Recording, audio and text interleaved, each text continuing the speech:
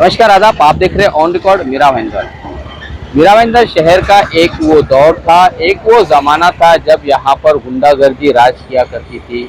यहाँ पर नेता कम और गुंडे ज्यादा रहा करते थे।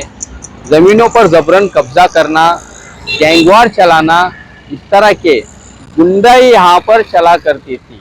वक्त बदलता गया, दौर बदलता गया, लोग यहाँ पर रहने के लिए आते गए और यहाँ के हालात भी बदलते गए। मीरा भाईंदर शहर के इतिहास मैं इसलिए यहाँ पर दोहरा रहा हूँ कि पिछले दिनों मीरा रोड पुलिस थाने में एक मामला दर्ज हुआ जिसमें पीड़ित और शिकायतकर्ता पेशनवाज इसरार खान उर्फ सोनू पर जानलेवा हमला किया गया है। 20-25 लोगों ने उन्हें मिलकर मारा है, इस तरह का ये एफआईआर है जिनका फिलहाल तनवर हॉस्पिटल में इलाज चल रहा है। उनके भाई शाहनवाज खान से हमने बातचीत की। शाहनवाज खान ने हमें इस पूरे घटनाक्रम के बारे में बताया कि क्या हुआ था और क्या घटना घटी थी। आइए मैं आपको सबसे पहले वो घटना सुनाता हूँ। मेरे भाई का नाम पेश नवाज असरार खान है, सोनू से बोलते हैं, सोनू नाम। और उसके साथ में अभी 2 दिन पहले कन्हैया पुलिस से पहले थोड़ी दूरी पे कुछ झगड़ा हुआ है। जो नीले सोनी के लोग थे, सुनने मारा, और नीले सोनी भी साथ में था उनके। काफी मारा मारी हुई है, 25 से 30 लोग थे वो, और उसको गंभीर चोटें आई हैं। ये किस बात को लेकर हुई ये मारा मारी और क्या हुआ था, जरा विस्तार से बताइए। ये नीलेश सोनी कोई बीजेपी का नेता है जिसका कोई भी इलीगल प्लॉट है उन पे कब्जा करके देना उसका काम है। तो कोई प्लॉट था, उस पर किसी ने कब्जा किया होता पहले। अब्दुल शकूर करके कोई ऑनर था उसका प्लॉट खाली कराने के लिए इसने 60 लाख रुपए लिए थे। प्लॉट खाली करा के उसको इसने हैंडओवर कर दिया था। वो करने के बाद अब्दुल शकूर का बोलना है कि मेरा कुछ उसको लेने देना बाकी नहीं था, लेकिन फिर भी उसने अब्दुल शकूर ने मार्केट में प्लॉट बेचने के लिए निकाला। और जब निकाला तो उसको मालूम पड़ा, ये नीरज सोनी को पता लगा कि ये प्लॉट किसी को बेच रहा है। तो बेच रहा है तो उसने उसको कांटेक्ट किया वापस से शकूर को कि भाई तुम प्लॉट बेच रहे हो तो मुझे इसमें पैसा देना पड़ेगा। तो बात हुई तो उसने कुछ 25 लाख रुपये डिमांड की कि 25 लाख रुपये मैं लूंगा। तो बोला 25 लाख तो मैं नहीं दे पाऊंगा। लास्ट में फिर दोनों का आपस में तय हुआ कि 10 लाख रुपया तुमको देना ही पड़ेगा। तो उसने 10 लाख कब दोगे। तो उसने अपने फोन से उस अब्दुल शकूर के फोन से मैसेज बना के खुद के फोन पे मैसेज भेजा व्हाट्सएप पे कि मैं 10 लाख रुपया 28 से 30 तारीख तक दे दूंगा अगस्त में। ये 5 तारीख को उसने मैसेज भेजा, 28 से 30 तारीख का टाइम लिया, 5 अगस्त से। ये होने के बाद पार्टी आ रही थी, लेकिन पार्टी की सिचुएशन की आगे पीछे हो गई, कैंसिल हो गया डील। तो डील कैंसिल होने के बाद वो बराबर प्रेशर बना रहा था कि पैसा दो, मुझे पैसा चाहिए, कहीं से भी लाओ तुम। तो बात को लेके उस परेशान था शकूर अपने दोस्त, उसका कोई दोस्त है फैसल करके, उसको मिला। उससे मिलने के बाद बोला भाई ऐसा मसला है मेरा कोई। तो फैसल ने उसको पेश नवाज से मिलवाया कि भाई ऐसे से है। तो पेश नवाज ने बोला कि मेरा अच्छा दोस्त है, मैं बात करता हूँ सोनी से, नीलेश सोनी से मैं बात कर लूंगा और मैं उसको तुम्हारा काम करा दूंगा बात करके। तुम 2 लाख रुपए उसको तैयारी करो देने के लिए। तो इन्होंने 2 लाख की तैयारी की, और 2 लाख लेने के बाद उसको ऑफिस पे गए लोग। वहां जाके इन्होंने उसे फोन किया नीलेश सोनी को कि भाई हम लोग आ गए पैसा लेके, ऐसे से तुम कहाँ हो। तो बोले मैं बाहर हूँ, अभी बाद में बात करते हैं। ऐसे करते करते उसने काफी टाइम निकाल दिया। सुबह से चल रहा था मसला उनका, जो उसके फोन पे व्हाट्सएप कॉल से बात करता है वो नीलेश सोनी। तो लास्ट में कुछ कहा सुनी हो गई उनकी दोनों की, और वो लोग अपने ऑफिस पे चले गए रिटर्न। नीलेश सोनी के साथ ये अपना अब्दुल शकूर और सोनू और फैसल तीनों अलग अलग अपने इसके अब्दुल शकूर का जो ऑफिस सामने है, गरनेट की दुकान है उसका मार्बल का, वहां जाके बैठे थे लोग। फिर वहां पर नीलेश सोनी का उधर फोन आया कि भाई तुम पैसे दे रहे हो कि नहीं दे रहे हो। तो उसने बोला भाई पैसे मेरे पास भी नहीं है, मेरे पास 2 लाख रुपया है, वो ले लो आप, मेरा को डील होगा तो मैं बाद में कर लूंगा। तो बीच में फिर सोनू से बात किया। सोनू ने बोला कि भाई इसको टाइम दे, मैं तुम्हारा छोटे भाई जैसा हूँ और मैं गारंटी लेता हूँ इसकी पैसा तुम्हारा दे देगा, पैसा कहीं जाएगा नहीं। तो उसने सोनू को बोला कि गाली दे के कि इसमें बीच में मत घुस।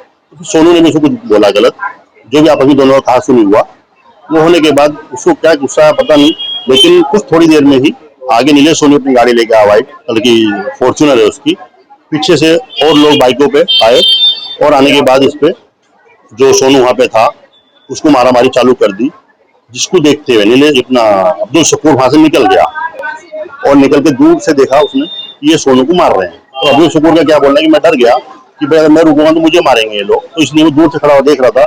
उनके हाथ में हथियार थे, जो भी रेड लोखंड का रोड था, चाकू था, चॉपर, डंडे सब थे। ये देखते देखते उसने देखा कि उसकी कार गाड़ी खड़ी थी स्कॉर्पियो 200 की, वो भी लोगों ने तोड़ दी। और तोड़ने के बाद उसके अंदर जो पैसा था 2 लाख रुपए, क्योंकि वो लोग उसके ऑफिस से आए थे, वो भी उसने रखा हुआ था, वो भी गायब हो गया उसमें। अब किसने निकाला, अब्दुल शकूर बोलना मुझे नहीं मालूम, लेकिन मेरा पैसा इन लोगों ने निकाला है, जिसने भी निकाला वो अब्दुल शकूर का कहना है। उसके बारे में अब्दुल शकूर ने भी अपनी एप्लीकेशन दी है वहाँ 30 तारीख को रात को एप्लीकेशन दी खंड की कि मेरे से पैसा मांग रहे थे वो लोग, लेकिन उस पर कोई अभी तक कोई भी उस पर एक्शन हुआ नहीं। उसके जो कंप्लेन थी, फिर हमारी एफआईआर होनी थी, मेरे भाई की, छोटे भाई की, वो एडमिट था तनवर में। बाद में वो कल पुलिस वाले आए इधर, उसका स्टेटमेंट लिया सुबह में। दोपहर में उन लोगों ने एफआईआर की उसकी तरफ से, लेकिन जो एफआईआर की है उन्होंने, वो एफआईआर से हम संतुष्ट नहीं है, क्योंकि एफआईआर में 326 लगाया उन्होंने, 307 लगना चाहिए था। उसे जान से मारने की धमकी दी उन्होंने, और फिर जान वैसा किया भी उन्होंने, जैसे धमकी दी थी वैसा उन्होंने आगे उधर किया, उसे मारा, उसके सर पे रोड से मारा, उसके सर पे 8 टाँके हैं, कमर पे, उसके पीठ पे 52 टाँके हैं, वो सीरियस था। हम लोग टेम्बा में गए थे पहले लेके, टेम्बा वालों ने लेकिन उसको बोला कि तुम लोग किधर भी प्राइवेट में इलाज, तुम्हारी मर्जी, जहाँ पे ले जाना चाहो वहाँ ले जाओ इसको, इसका इतना सीरियस है यहाँ पर। तो हम लोग इसको यहाँ लेके आ, तनवर में लेके आ गए, और तनवर में उसका इलाज चालू किया हमने। ये इस पूरे घटनाक्रम में पुलिस की भूमिका कैसी रही है, आपने अब तक कैसा महसूस किया? इसमें कहीं ना कहीं थोड़ी बहुत ही पुलिस की लापरवाही समझो, या एकदम स्लो काम कर रही है, क्योंकि जो जिस टाइम घटना उस टाइम से अब तक भी कोई पुलिस एक्शन में नहीं आई है। एफआईआर होने के बाद भी अब तक किसी को अरेस्ट नहीं किया है, किसी को बुलाया नहीं, अभी तक कुछ उसमें एक्शन हुआ नहीं है, सिर्फ हमारा ही स्टेटमेंट चालू अभी। आज आपने एमबीबीबी पुलिस की जो सीपी साहब है उनसे मुलाकात की, तो उनसे मिलकर क्या लगता है आपको कि आपको न्याय मिलेगा, और जैसे जांच की आप उम्मीद रख रहे हैं वैसा हो पाएगा, लगता है आपको? जी बिल्कुल लगता है, हम वहाँ मिले, हम वहाँ गए थे उनके पास, सीपी साहब के पास, उन्होंने सब बात बराबर हमारी एप्लीकेशन पढ़ी, हमारे से सवाल किए, हमने उसको जवाब दिए, और सीपी साहब ने इसका आश्वासन दिया है कि इसका जो भी सच्चाई होगी वो सामने आएगी। अगर हम गलत हैं तो हमारे ऊपर कुछ भी करो एक्शन, और वो गलत है तो पूरा सीसीटीवी जो भी फुटेज है वो सब निकाल के आप चेक करो क्या इसका पूरा है। और ये अभी से नहीं चल रहा है, प्रॉपर्टी का मसला है, ये मसला है जो दूसरा दिखाना चाह रहे हैं लोग कि कोई बिगारी को मारा इन लोगों ने, बिगारी उधर आया था, बिगारी झगड़ा हो, बिगारी का कोई मसला नहीं, खाली बिगारी का लोग ऐसे ही खड़ा किया, इन्होंने क्रॉस एफआईआर की बिगारी को खड़ा करके कि कोई बिगारी से झगड़ा हुआ, इनका कुछ लेने देने पे लेके, बिगारी का कोई मसला नहीं है वहाँ पर, जो दिखाना चाह रहे हैं लोग। हाँ, राजनीतिक दबाव है, राजनीतिक दबाव नहीं होता तब तक तो 2 दिन हो गए, इतना बड़ा मैटर होने के बाद भी कहीं भी कुछ नहीं हो रहा है अभी तक। सब लोग घूम रहे हैं, बराबर धमकी आ रही है हमको, हम सब 4 ही साथ हुए, लेकिन वो बोलते 326 तुम वापस लो, नहीं वापस लेंगे तो तुम फिर इसका तुमको देखना पड़ेगा क्या है। पुलिस आ रही है बराबर, लेकिन अभी ये भी नहीं बोल सकते कि दबाव में काम कर रही है, क्योंकि अभी तक तो कुछ उन्होंने भी बोले नहीं, बोले कि हमको टाइम लग रहा है। तो गणेश उत्सव का सब माहौल है, उसकी वजह से भी पुलिस टाइम नहीं दे पा रही जो उनको देना चाहिए था, त्योहार का माहौल है। क्या आप मांग करना चाहेंगे हमारे माध्यम से पुलिस डिपार्टमेंट?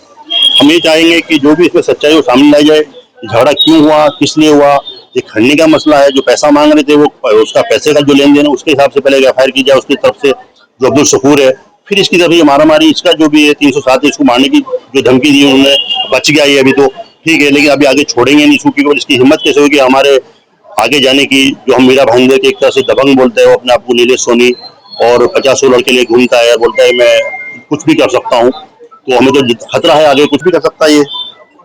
अब बोले तुम मेरा कुछ कर नहीं पाओगे।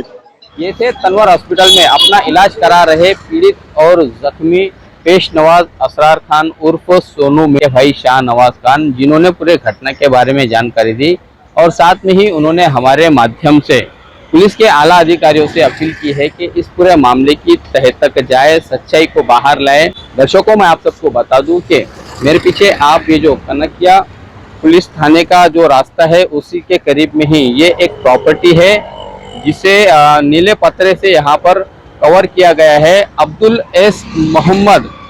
इस प्रॉपर्टी के पत्रे पर लिखा हुआ है सर्वे नंबर 391 हिस्सा नंबर 4। ये प्रॉपर्टी को लेकर ही यहाँ पर ये पूरा विवाद खड़ा हुआ है। जहाँ पर हमला हुआ है मैं वो तस्वीरें भी आपको दिखाना चाहूँगा कि ये आप देख रहे हैं कि सनबीम कंस्ट्रक्शन नामक एक यहाँ पर जो गाला है, इसी गाला जो जहाँ पर मार्बल का और टाइल्स का काम होता है, यहीं पर वो बड़े पैमाने पर मारामारी हुई थी।